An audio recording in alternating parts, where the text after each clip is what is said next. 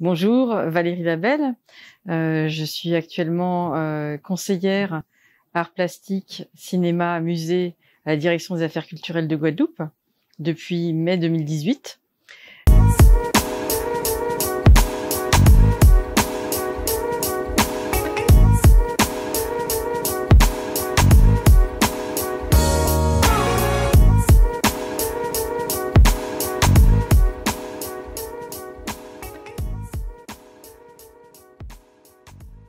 Et je suis arrivée après avoir vécu depuis ma naissance en région parisienne. Je suis née à Paris j'ai grandi. Je n'ai pas quitté la région parisienne. J'ai fait toute ma carrière en bonne partie dans la fonction publique territoriale, où j'ai travaillé pendant 16 ans et demi au MACVAL, Musée d'art contemporain du Val-de-Marne à Vitry-sur-Seine. Et ensuite, je suis venue ici, donc parce que je m'étais beaucoup intéressée aux artistes d'hommes. On dit d'ailleurs des DROM aujourd'hui, parce que souvent ils étaient exposés ensemble à Paris. Je connaissais en particulier la scène réunionnaise. J'étais allée plusieurs fois à La Réunion, dont 2 fois comme jury à l'école d'art de La Réunion. Et j'avais eu l'occasion de rencontrer les artistes là-bas. Je connaissais donc leurs travaux par les expositions Latitude qui avait eu lieu à l'Hôtel de Ville à Paris, par l'exposition Créole Factory. Et c'est comme ça que je connaissais également les scènes artistiques des Antilles et de Guyane. Alors en fait, j'ai d'abord commencé par des études de gestion et je me suis ensuite dirigée vers des études d'histoire de l'art. Et il se trouve que j'ai eu la chance d'avoir des parents qui m'ont emmenée dans les musées, même s'ils eux-mêmes n'étaient pas connaisseurs en histoire de l'art du tout. Et j'ai vraiment souvenir de visites précises de musées qui m'ont marqué lors de mon enfance, mon adolescence. On dit aujourd'hui qu'il faut qu'un enfant aille au musée avant l'âge de 11 ans pour développer cet intérêt pour l'art, pour développer cette pratique de visite muséale. Et je crois que c'est vraiment ce qui est important au niveau de l'éducation artistique et culturelle. C'est aussi pour ça que le ministère de la Culture et le ministère de l'Éducation nationale ont développé des projets communs depuis plusieurs années, que ce soit les classes à Pâques et aujourd'hui 100% EAC. Il y a vraiment ce sentiment que pour s'intéresser à ces pratiques culturelles, c'est valable d'ailleurs pour les visites de musées, pour le théâtre, la danse, l'opéra. Enfin, je pense que c'est vraiment dans l'enfance et peut-être aussi à l'adolescence que se construit cette culture qui est pas forcément enseignée à l'école, mais qui est primordiale dans la construction de chacun et pour l'épanouissement personnel. Je pense que partout dans le monde, il est important que les enfants puissent aller en plus de leur cursus scolaire, d'avoir des contacts avec des œuvres muséales, musicales, théâtrales, de danse, qui peuvent être développées très différemment selon les cultures, selon la géographie où on se trouve. J'ai eu un vrai choc esthétique à la National Gallery à Londres quand j'ai vu Les Ambassadeurs d'Holbein avec l'anamorphose. C'était une œuvre que j'avais étudiée en histoire de l'art et lorsque je l'ai vue réellement, ça a été vraiment un choc de pouvoir me déplacer devant le tableau et voir la construction de cette anamorphose. Enfin vraiment, ça a été une expérience très importante pour moi. Après, j'ai eu la chance de beaucoup voyager professionnellement et de voir des musées très différents et de voir par exemple des territoires où l'art contemporain était émergent et où le contact avec les œuvres n'allait pas de soi. Je pense en particulier à une visite que j'ai effectuée au Vietnam, d'une exposition qui annonçait des chefs-d'œuvre de l'art occidental Et en fait, la visite était, enfin l'espace était simplement, il y avait un accrochage avec des photographies de ses œuvres et non pas ses œuvres. Et je visitais cette exposition avec une jeune femme vietnamienne qui travaillait pour l'ambassade de France et je lui fais part de mon étonnement et elle me répond mais c'est mieux pour nous de voir des photos plutôt que d'avoir des copies des œuvres. Et j'ai réalisé à quel point nous avions la chance d'avoir en Occident la possibilité de voir des œuvres, d'avoir ce contact direct avec énormément d'œuvres, que ce soit des œuvres occidentales ou d'autres continents, et enfin plutôt des œuvres européennes ou d'autres continents. Et voilà, je pense que au fur et à mesure des voyages que j'ai pu effectuer, ça m'a donné une idée assez précise d'une variété de musées qu'on peut avoir, de musées américains avec des reconstitutions comme des period rooms, des musées sud-africains avec beaucoup de avec un développement très important de la scène artistique après la fin de l'apartheid. Voilà, j'ai vraiment eu en travaillant sur les résidences d'artistes avec des invitations d'artistes étrangers, l'opportunité, la possibilité et la chance de visiter des musées dans des pays très différents et d'avoir cette vision de ce qu'on peut faire, de ce qu'on peut développer aussi bien dans la scénographie, la monstration des œuvres, que dans le développement de l'action culturelle auprès des différents publics.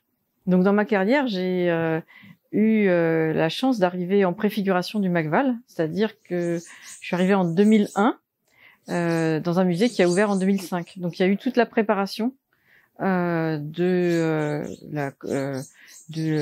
l'ouverture de ce musée, avec l'arrivée sur un site où il y avait un terrain vague, le suivi de la construction de l'architecture, la réflexion dans des réunions de chantier avec les discussions avec l'architecte, avec ses équipes, sur comment on pouvait investir ce musée, développer ce musée, avec tous les différents secteurs du musée. C'est-à-dire que aussi bien la manière dont les collections allaient être accrochées, que l'accueil du public, que l'auditorium, que les espaces de librairie, de restaurant, le jardin avec des œuvres, enfin vraiment tous les aspects de l'élaboration d'un musée. Et ça a été une aventure absolument passionnante. Et le musée a ouvert en 2005. J'ai travaillé à la mise en place des résidences d'artistes qui ont débuté en 2007. Et j'ai eu l'occasion de développer un projet pour mettre en place un partenariat avec l'Institut français et travailler sur les saisons culturelles.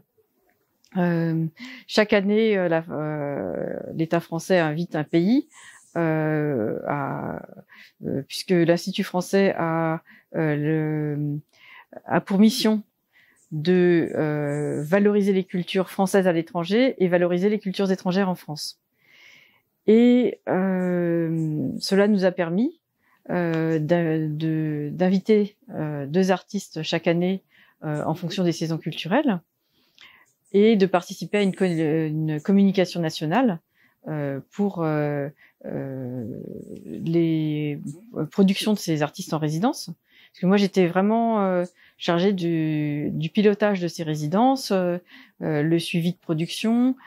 Ces artistes étaient invités pendant 3 mois et puis nous présentions une exposition des œuvres réalisées à la fin de leur résidence. C'est d'ailleurs ce qui m'a vraiment attachée à la mobilité des artistes Et c'est quelque chose que j'ai vraiment souhaité mettre en avant ici, à mon arrivée en Guadeloupe. Il me semble que la mobilité des artistes sur ce territoire insulaire est primordiale. D'abord parce que cela nourrit la création des artistes, de se confronter à l'ailleurs. Je pense que ce soit par des résidences, que ce soit par la participation à des expositions, des biennales, des foires hors de la Guadeloupe, cela permet vraiment aux artistes de se confronter à un ailleurs et de nourrir leur création. Évidemment, je parle pas seulement de l'Hexagone, même si à la Direction des Affaires culturelles de Guadeloupe, nous avons mis en place une commission dédiée à la Cité internationale des arts, mais je parle vraiment de tout ce qui peut être déplacement, que ce soit régional, national ou international. Je pense à des artistes guadeloupéens qui sont allés en résidence à Banjul Station au Cameroun, qui était une très belle expérience avec les différents retours que j'ai pu avoir, et avec des artistes qui pour la première fois mettaient le pied en Afrique, avec cette émotion qui est liée aux racines, évidemment. Je pense qu'aussi les déplacements dans la Caraïbe, avec la chance d'avoir un territoire qui soit à la fois anglophone, hispanophone et francophone et créolophone. Voilà, il y a des possibilités d'échanges multiples. On l'a vu d'ailleurs avec des résidences en ligne pendant la période de confinement, qui ont été mises en place dans la Caraïbe. Et il me semble que ces échanges sont vraiment très très enrichissants pour les artistes, pour nourrir leur création, pour se confronter à d'autres pratiques, à d'autres artistes, à d'autres territoires. Je pense que le voyage, la résidence, c'est toujours un moyen de découvrir l'autre, et du coup, il y a toujours un effet réflexif de mieux se connaître soi-même. Et je pense que c'est très très important, surtout sur un territoire insulaire. Ça l'est bien sûr partout dans le monde, mais ça prend une dimension particulière. Et c'est d'ailleurs pour ça que le ministère de la Culture et le ministère de l'Outre-mer ont mis en place le dispositif du FEAC, qui est vraiment dédié à favoriser cette mobilité des artistes. Alors, ce qui m'a marqué, d'abord en arrivant ici, en découvrant la scène artistique sur le territoire, c'est un sentiment de frustration et d'ostracisme des artistes par rapport à leur manque de visibilité, en particulier en Hexagone, avec ce sentiment de pas être reconnu comme un territoire à part entière sur la scène française. Moi, il me semble que c'est pas du tout une question d'ostracisme, c'est une question d'éloignement géographique et de méconnaissance. Les commissaires d'exposition qui vivent à Paris ou dans les grandes places de l'art contemporain, que ce soit à New York, à Londres, ou à Gwangju en Corée, ou à Brisbane en Australie. Enfin, je crois que faut pas avoir un regard complètement centré sur l'Occident, mais les différents commissaires qui vivent dans des lieux d'art contemporain très reconnus et développés ont la possibilité de se rendre dans de multiples ateliers d'artistes.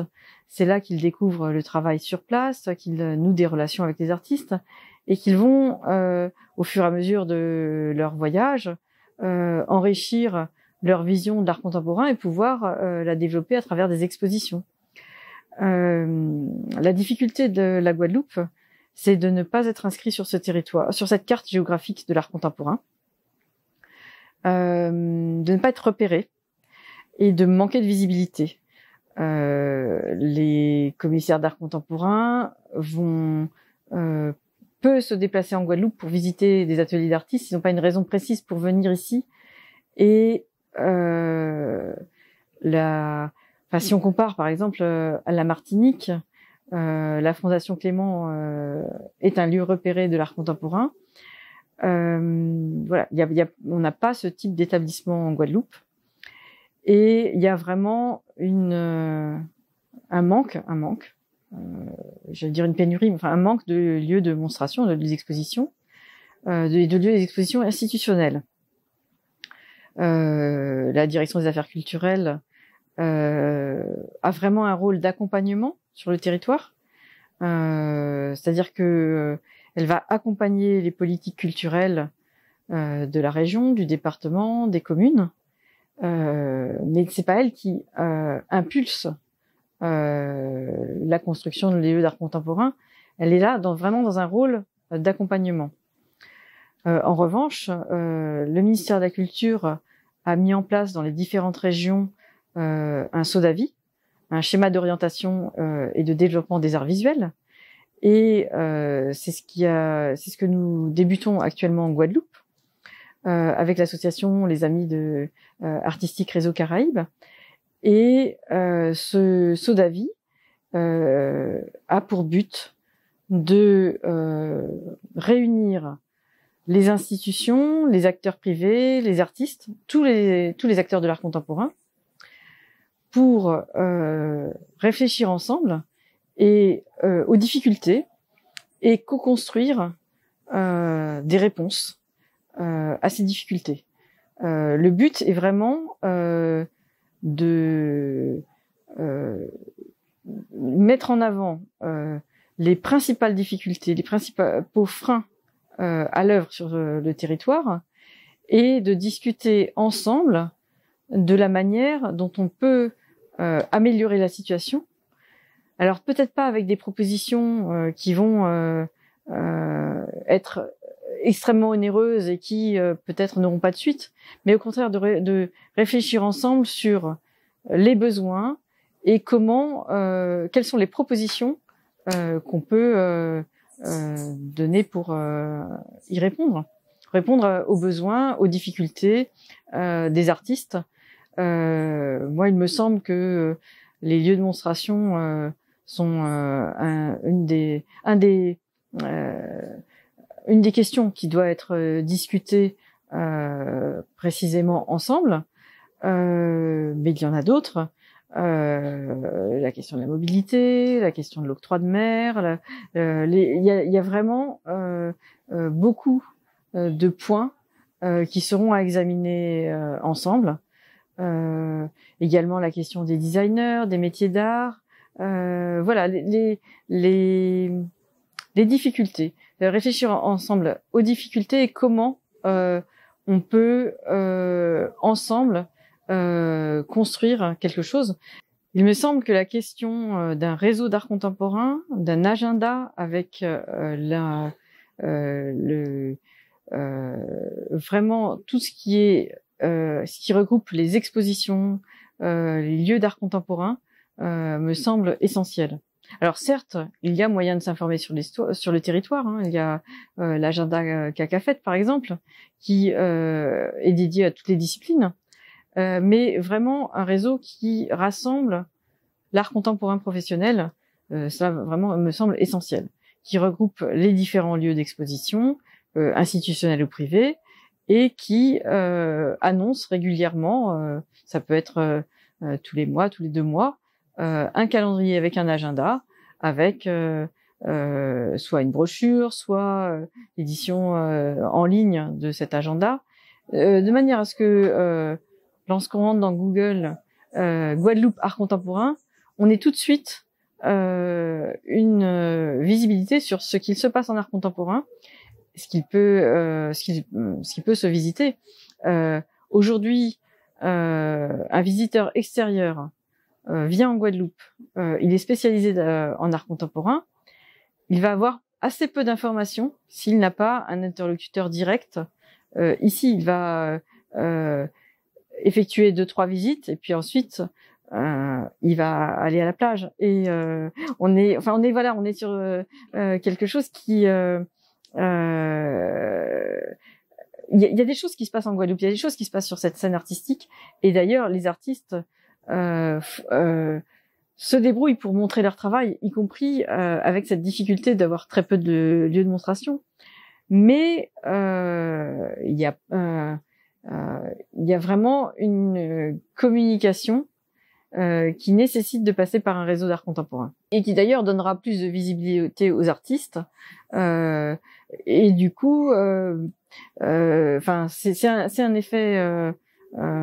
Après, c'est un effet de levier, c'est-à-dire que les résidences, les biennales, les foires d'art contemporain, c'est ce qui va donner de la visibilité aux artistes, une visibilité plus internationale, et qui va du coup permettre à ces artistes d'être repérés, et on va leur proposer davantage d'expositions, de participation à des opérations, d'invitations, et la Guadeloupe a besoin de cet effet de levier, et un réseau d'art contemporain structuré, c'est vraiment quelque chose qui est nécessaire. Également une structuration de la profession. La question de cette professionnalisation, de cette structuration, elle est aussi essentielle. La question des formations.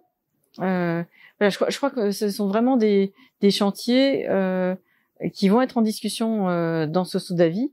Et vraiment, j'invite tous les acteurs de l'art contemporain, les artistes, les critiques, les galeristes, les responsables institutionnels à participer à ces réunions, à ces ateliers. Il me semble qu'il est très important pour les artistes guadeloupéens de rencontrer leurs homologues, leurs collègues artistes d'autres territoires pour pouvoir échanger avec eux. Je pense que je pense que ces échanges sont essentiels. C'est quelque chose qui m'a marqué en discutant avec les artistes qui ont par exemple effectué une résidence à la Cité internationale des arts à Paris. Donc cet établissement qui accueille plus de 300 résidents du monde entier. Et lorsque les artistes guadeloupéens reviennent, la première chose dont ils me parlent, c'est la manière dont ils ont pu développer des relations avec des artistes venus du monde entier. Ça, c'est quelque chose de très important. La manière dont aussi cette première expérience développe d'autres projets. J'ai plusieurs exemples en tête. Cédric Hicham a effectué plusieurs résidences à la Cité internationale des arts et il a complètement développé son projet qui, au départ, s'intéressait uniquement à réaliser des portraits de Guadeloupéens de la génération du Bumidum. Et ses résidences à Paris lui ont permis d'élargir son propos et de le développer avec l'ensemble des populations ultramarines qui ont émigré en France avec le Bumidum. Donc il y a cet élargissement de son projet donne plus d'ampleur, nourrit sa création. Et il vient d'ailleurs d'être lauréat d'un projet mis en place par la Bibliothèque nationale de France, dédié au photojournalisme, qui demande à des artistes de chaque territoire de faire un reportage sur les conséquences de la crise sanitaire sur l'ensemble du territoire français. Donc il a été sélectionné pour ce projet et cela lui permet d'avoir une bourse de production, mais aussi de rentrer dans une collection nationale et de participer à une exposition et une publication collective qui vont se dérouler en 2024. J'ai un autre exemple, Florence Poirier-NKPA, qui a effectué une résidence à l'automne dernier à la Cité internationale des arts, à l'automne 2021, et qui a pu produire des linogravures de grand format qu'elle ne pouvait absolument pas produire à Saint-Martin puisqu'il n'avait pas le matériel. Ça, c'est aussi une des problématiques du territoire, avoir accès à des moyens de production, et qui a construit actuellement un projet avec des artistes iraniens qu'elle a rencontrés lors de sa résidence, un projet qui se développera à Paris, en Iran, et avec une exposition retour à Saint-Martin. Je pense également à l'intervieweur Samuel Gélas, qui a eu une exposition à à Nanterre, à la Terrasse, avec la commissaire d'exposition Régine Cusin. Voilà, les résidences, c'est ce qui permet non seulement d'être dans un ailleurs, mais qui permet de développer des projets et à rebondir sur d'autres choses, d'autres projets. Et je crois que la mobilité, c'est vraiment ce qui est quelque chose de nécessaire pour la scène artistique guadeloupéenne, parce que elle permet un développement de projets ailleurs. Alors certes, les artistes développent des projets en Guadeloupe, évidemment. Ils travaillent sur leur territoire, mais ces échanges vont vraiment leur permettre d'acquérir une plus grande visibilité et sur des territoires nationaux et internationaux.